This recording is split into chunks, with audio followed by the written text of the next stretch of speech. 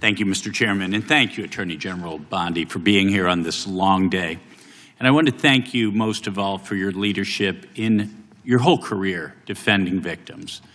And now I want to take a moment to talk about you protecting victims from a different kind of child abuse, that medicalized child abuse that goes under the banner of gender-affirming care, that far too many of my Democrat colleagues enthusiastically support and unapologetically support.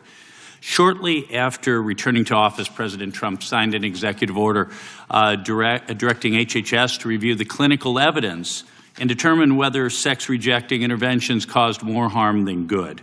HHS reached the same conclusion that the UK and Finland and Sweden reached, that the risks are serious and that imposing this so-called care on minors was not appropriate. This executive order also directed you as Attorney General to quote, "What's up, friends? Welcome back to John Podcast. Today, Pam Bondi was dismantled in federal court as a judge systematically compared her public statements and testimony against FBI records and internal DOJ documents, finding glaring contradictions that left even her supporters unable to defend her. The courtroom beatdown was so thorough that it could not be spun away. Let me paint you a picture of what happened. Pam Bondi used to be the Attorney General. She was the top legal officer in the entire country under Trump. She had massive power. She had authority over the entire Justice Department. She controlled investigations. She decided what got released to Congress and what stayed hidden. She had the power to shape what the American public knew about sensitive cases. And now she's sitting in a federal courtroom getting absolutely destroyed because a judge has gone through her entire record with a fine-tooth comb and found that almost nothing she said holds up to scrutiny. The judge is methodically going through her lies one by one by one. Work to draft, propose, and promote legislation to enact a private right of action for children and the parents of children whose healthy body parts have been damaged by medical professionals practicing chemical and surgical mutilation, which should include a lengthy statute of limitations. Last September, you transmitted that bill to Congress. It has been my honor to introduce that bill as the Chloe Cole Act. We named the bill after Chloe Cole, who sat where you're sitting just a few years ago on her 19th birthday. During a hearing chaired by now Speaker Mike Johnson, I'd like to play a clip of her testimony that day to remind us of our story. On to puberty blockers and then testosterone. The resulting menopausal-like hot flashes made focusing on school impossible. I still get joint pains and weird pops in my back, but they were far worse when I was on the blockers. A month later, when I was 13, I had my first testosterone injection. This caused permanent changes to my body.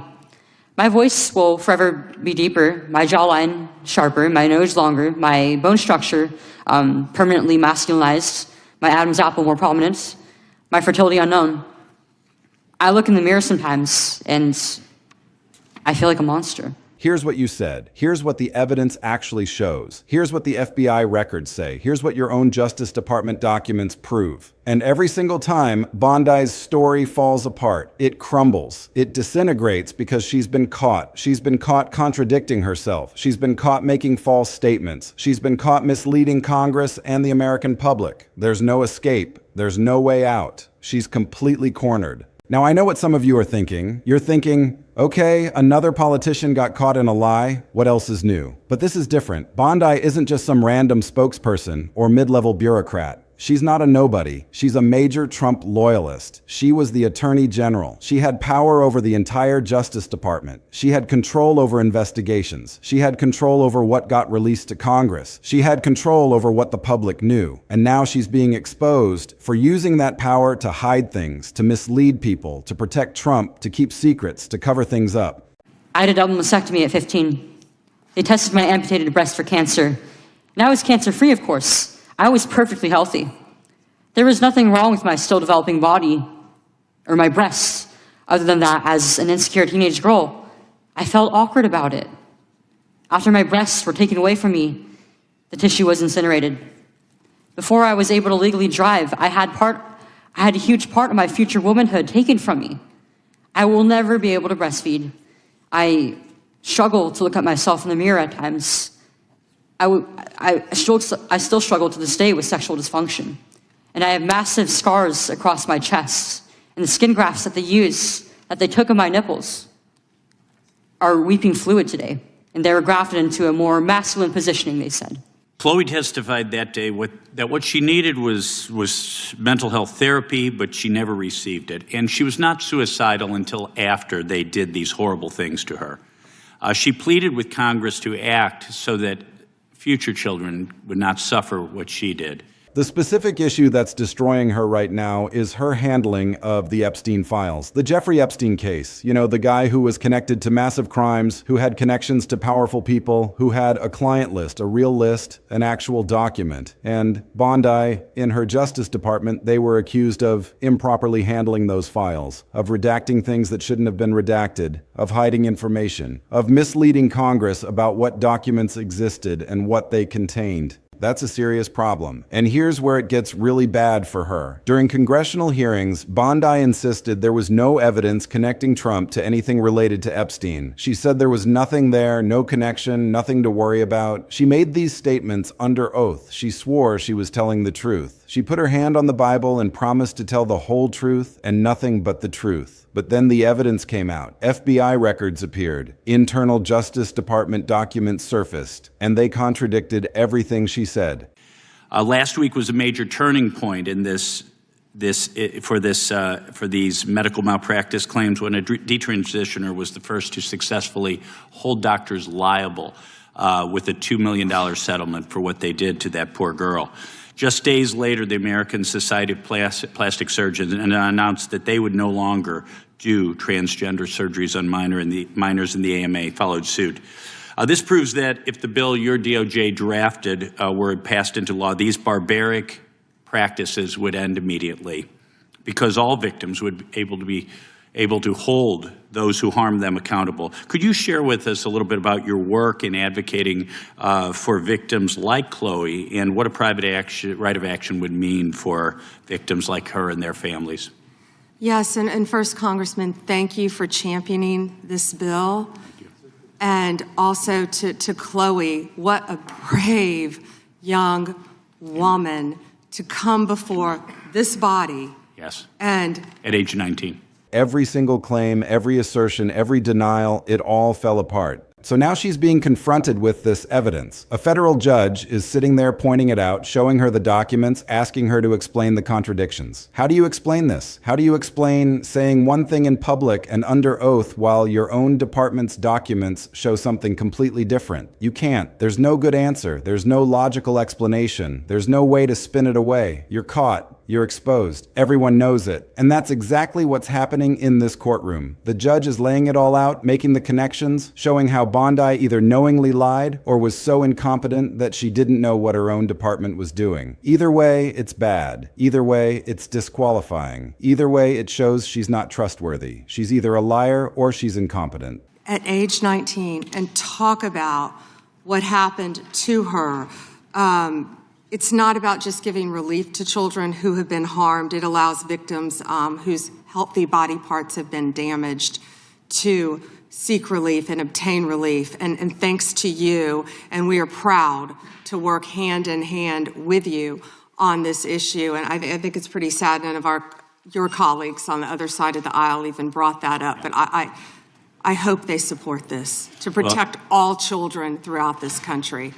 Well, General Bondi, thank you so much to you, to your department, to President Trump. I yield back. Gentleman yields. There's no middle ground here, no escape hatch, no way to pretend this isn't happening. The dramatic exchange that everyone's talking about is this moment where the judge confronts her directly, points to a document, reads from it, asks Bondi to explain, and Bondi can't. She fumbles. She tries to deflect. She tries to blame someone else in the Justice Department. She tries to pass the buck, but the buck stops with her. She was the Attorney General. She was in charge. She signed off on these decisions. If documents were mishandled, that's on her. If Congress was misled, that's on her. If the public was deceived, that's on her. The responsibility is hers and hers alone. What's crazy is that this moment is going viral all across the internet. People are seeing clips of this everywhere. Lawyers are analyzing it. Senators are talking about it. Experts are weighing in, and they're discussing whether Bondi could face perjury charges. whether she could face contempt of Congress charges, whether she broke the law when she made these false statements under oath. Because if she knowingly lied, that's a crime. That's illegal. That's serious. That could land her in serious trouble. That could mean jail time. This is the kind of moment that changes everything. This is the kind of courtroom scene that destroys someone's credibility forever. You can't come back from this. You can't repair your reputation after a federal judge has systematically dismantled every claim you made, after the evidence has proven you wrong, after your own documents have proven you wrong. It's over. Her credibility is gone. It's destroyed. Nobody will trust her again. And the reason this matters so much right now is because it's a warning to everyone else, to all the other Trump loyalists, to all the other officials who thought they could get away with spin, with misleading Congress, with hiding things, with lying to the public. This is what happens now. Judges are digging through everything. They're comparing statements to evidence. They're holding people accountable. The era of just saying whatever you want and hoping nobody notices is over. That game is finished. That era is done. The rules have changed. And Pam Bondi is the one who's going to pay the price for everyone else's arrogance. To really understand why this moment is so devastating for Pam Bondi, you absolutely have to know the full backstory. You have to understand what she did, what she said, how she got herself into this mess. Because this didn't just happen out of nowhere. This is the result of years of decisions, years of statements, years of handling sensitive information in ways that were at best questionable and at worst completely illegal. This didn't appear overnight. This built up, this accumulated, this snowballed until it reached a breaking point that nobody could ignore anymore. Pam Bondi was the Attorney General. She was running the Justice Department. That's one of the most powerful positions in government. You're in charge of federal prosecutors all across the country. You're in charge of investigations. You're in charge of what gets released to Congress. You're in charge of what the public gets to know. It's massive power. It's incredible authority. And how Bondi used that power is what's being examined right now in that courtroom. That's the investigation. That's what judges and lawyers are looking at. The Epstein case is absolutely central to all of this. Jeffrey Epstein had connections to powerful people, rich people, famous people, people who didn't want their names associated with him, people who had a lot to lose if their connections to Epstein became public knowledge. And there was a client list, an actual list of people who had connections to Epstein, a documented list, a real document. And that list was sensitive. That list had names on it that could embarrass powerful people, that could implicate powerful people in things they didn't want to be implicated in, that could expose them to public scrutiny, legal consequences, career destruction. So the question became, what happened to that list? Who had access to it? Was it handled properly? Were the people's identities on that list protected, or were they exposed? Were their names leaked? Were victims exposed? Because this isn't just about protecting powerful people. This is about protecting victims, people who have been harmed, people who deserve privacy and protection, people who had been through trauma, people who needed their information kept safe and confidential. Bondi's Justice Department was in charge of handling those files. They were responsible for protecting victims. They were responsible for managing that sensitive information. They were supposed to do it carefully. They were supposed to do it correctly. And according to the evidence that's now coming out, they didn't do it right. They made mistakes, or maybe they made them on purpose. Maybe they were protecting certain people. Maybe they were covering things up. Maybe they were destroying evidence. That's what the evidence suggests. That's what the documents indicate. When Congress asked about this, when lawmakers started investigating, Bondi went on the record. She made public statements. She testified under oath. She said there was nothing improper.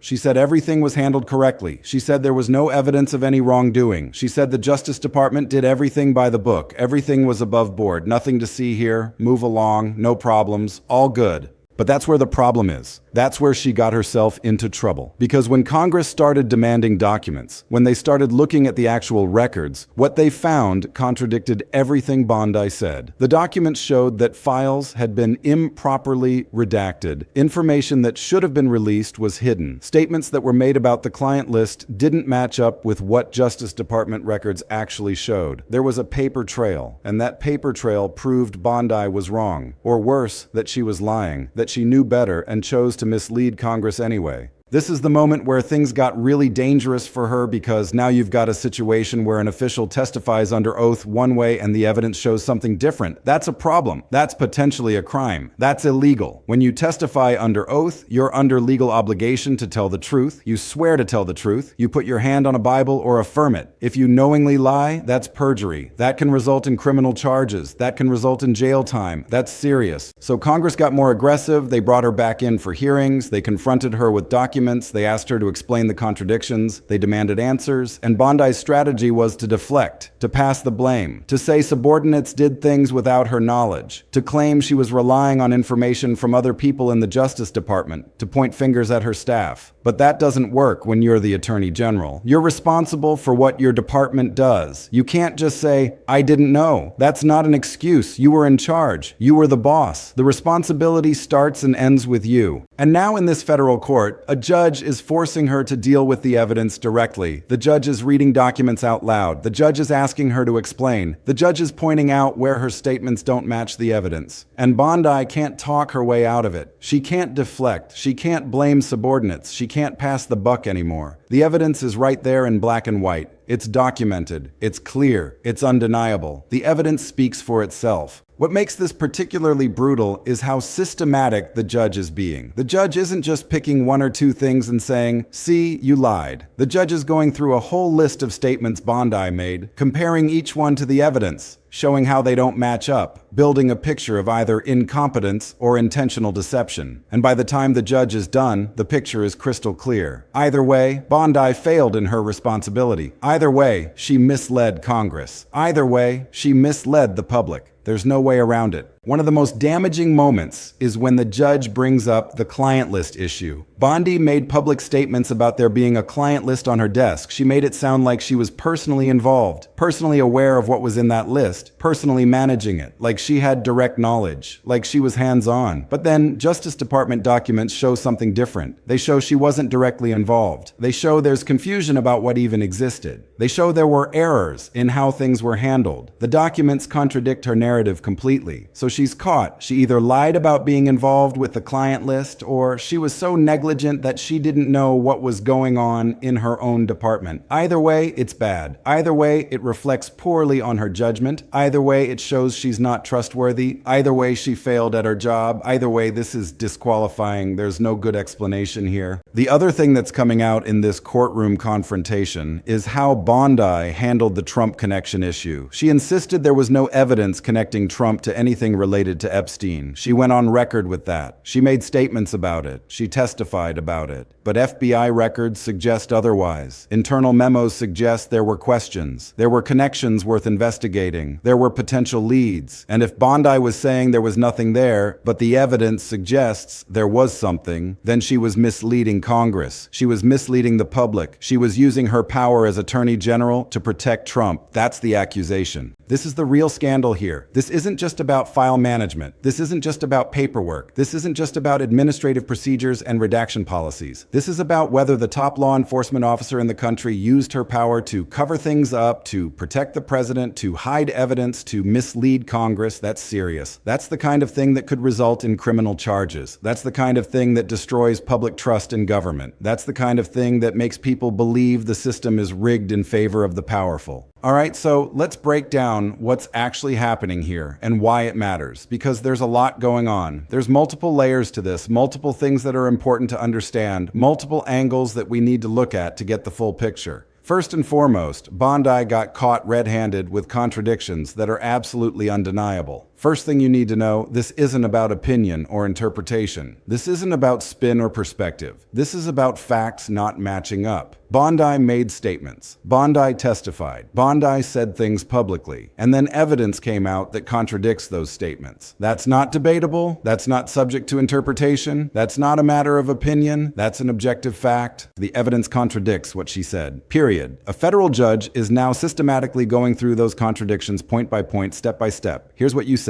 Here's what the evidence shows. They don't match. How do you explain that? What's your answer? How do you reconcile these two things? And Bondi doesn't have good answers. answers. She tries to deflect. She tries to blame other people. She tries to say she was relying on information from subordinates. She tries to pass the buck. But none of that works because she was the Attorney General. She was in charge. The responsibility falls on her. There's no way around that. The thing about this is that it's not just one contradiction. It's not just one statement that doesn't match the evidence. It's multiple contradictions, multiple statements that don't add up, multiple pieces of evidence that contradict what she said. So the pattern becomes clear. Either she's incredibly incompetent and had no idea what was happening in her own department, or she was deliberately misleading Congress and the public. Either way, it's disqualifying. Either way, it's a serious problem. Either way, she's in trouble. There's no innocent explanation here. There's no scenario where she comes out looking good. This is absolutely crucial to understanding the gravity of the situation. This is about abuse of power and protecting the president. The real scandal here isn't just about mishandled files or bad management. The real scandal is that Bondi appears to have used her power as Attorney General to protect Trump. She insisted there was no evidence connecting Trump to Epstein, but the evidence suggests she was either wrong or lying about that. And if she was lying, that's protecting the president by misleading the public and Congress. That's using the Justice Department as a political tool instead of an institution of justice. This is about the abuse of power. This is about using the Justice Department for political purposes instead of for justice. This is about a senior official deciding that loyalty to the president matters more than honesty with Congress, more than honesty with the American people, more than properly handling a sensitive investigation. That's backwards. That's wrong. That's illegal. What the evidence is showing is that Bondi had information. Her department had files. Her department had records. Her department had documents about the Epstein case. And instead of being transparent about that, instead of properly handling that information, she allegedly used her power to hide things, to mislead Congress, to protect Trump, to keep secrets, to cover things up. That's a massive abuse of power. That's the kind of thing that destroys public trust in government. That's the kind of thing that makes people believe the system is rigged. That's the kind of thing that shows the Justice Department isn't actually independent. It's just another arm of the political machine being used to protect the powerful. And when that happens, when the Justice Department becomes a political tool instead of an independent institution, the entire foundation of our legal system is threatened. The rule of law itself is undermined.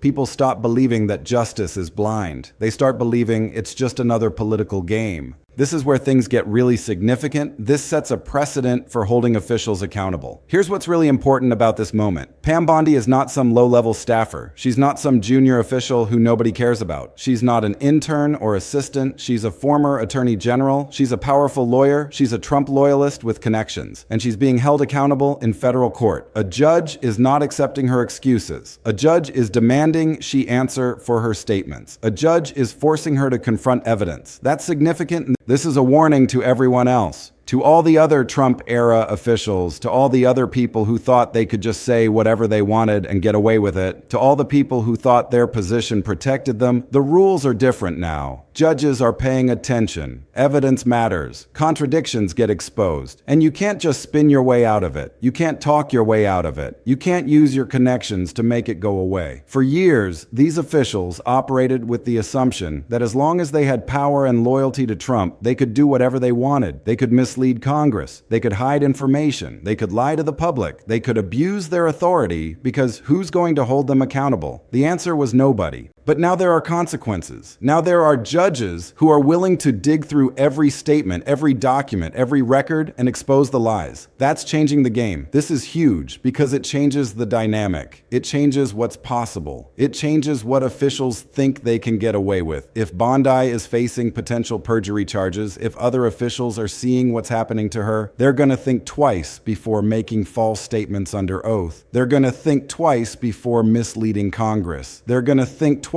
before abusing their power. That's how accountability works. That's how you deter bad behavior. That's how you prevent future abuses. And this is the part that really matters for the future. We need to think about what comes next and why it matters. So, what happens from here? Well, a few things could happen. First, prosecutors could look at this evidence and decide to pursue perjury charges. If they determine that Bondi knowingly made false statements under oath, they can bring charges. federal perjury charges. That could result in criminal prosecution. That could result in jail time. That could result in conviction and imprisonment. Second, Congress could pursue contempt charges if they determine she lied to them during testimony. Congress has the power to hold people in contempt for misleading them during official testimony. That's a separate legal consequence from criminal charges. That's a different avenue of accountability that could also result in serious punishment. The public now knows the truth. The evidence is coming out. People are seeing it. Lawyers are analyzing it. Media is covering it. Experts are weighing in. The narrative is changing. Bondi's credibility is destroyed. Even if she faces no criminal charges, her reputation is ruined. People will remember her as someone who lied under oath, someone who abused her power, someone who used the Justice Department to protect the president instead of serving the people. That stain doesn't wash off. That reputation doesn't recover. That legacy is tarnished forever.